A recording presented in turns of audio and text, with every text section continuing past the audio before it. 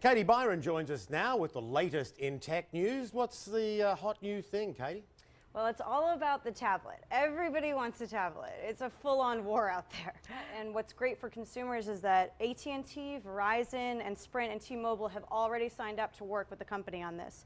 What's also good is for businesses because it's got a video conferencing function. It's got a camera in the front and in the back of the device, so you can do a full video conference for business. Okay, so they're not available yet. What is available? What's in the stores at the moment? We can go to the store right now and you can get the Dell Streak.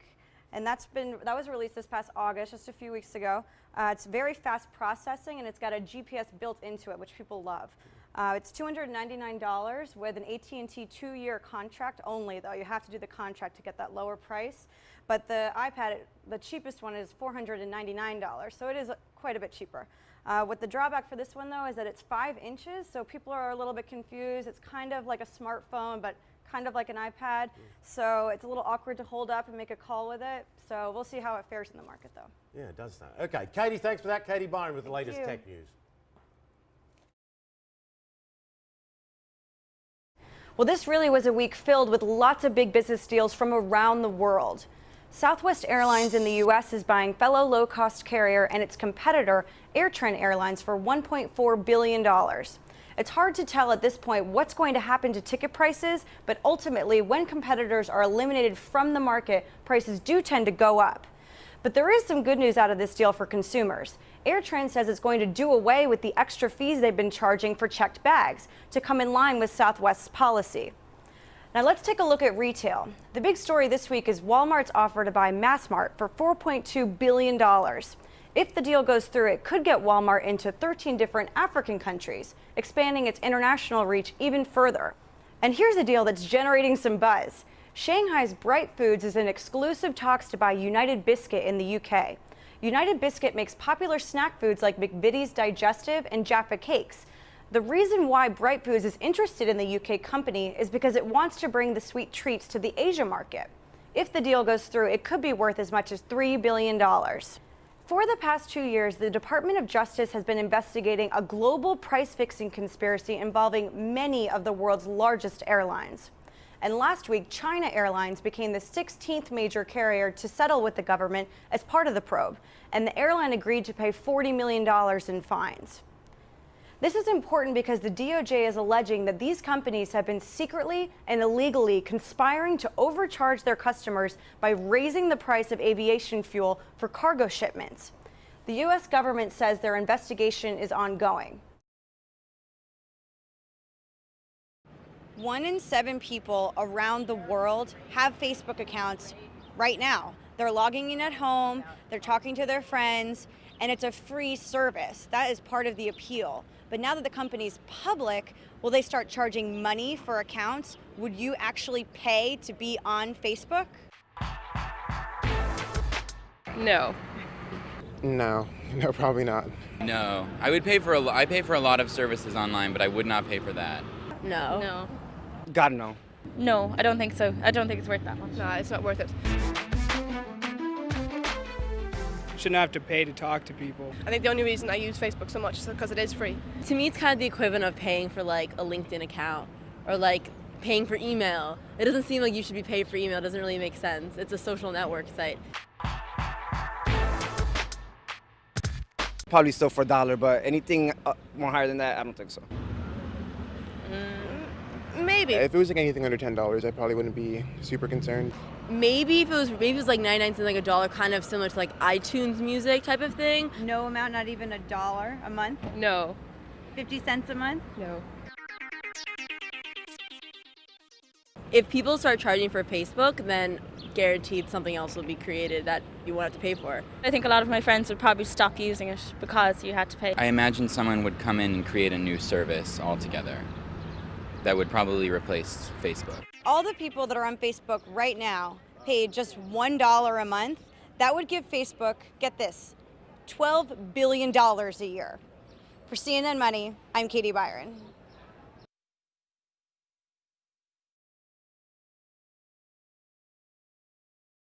This will help my reputation. What are you more concerned about, rising gas prices or the housing market?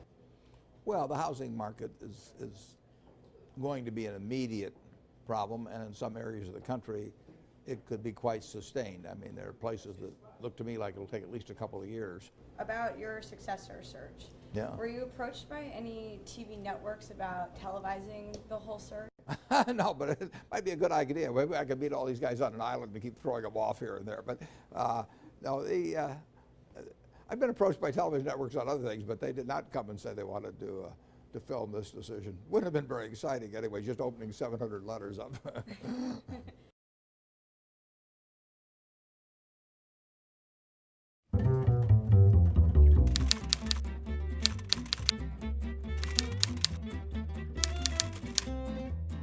My name is Jim Rogers. I'm unemployed. I don't have a job. I did write a book recently called A Gift to My Children. I hope I get enough royalties so that I can invest them.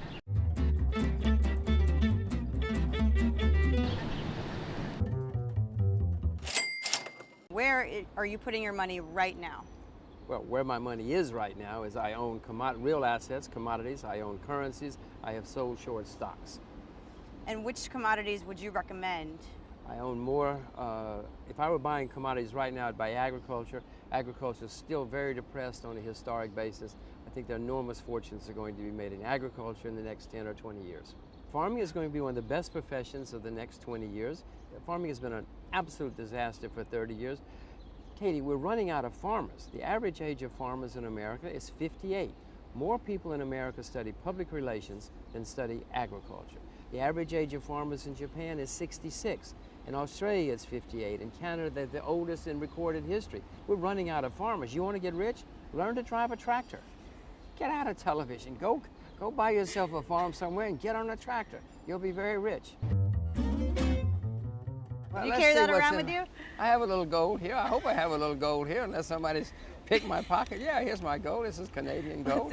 Here's a little Chinese gold. You never know. Chinese gold. Here's a little Australian gold. Australian gold. Never know. Are these your favorites? What else? Here's some sugar.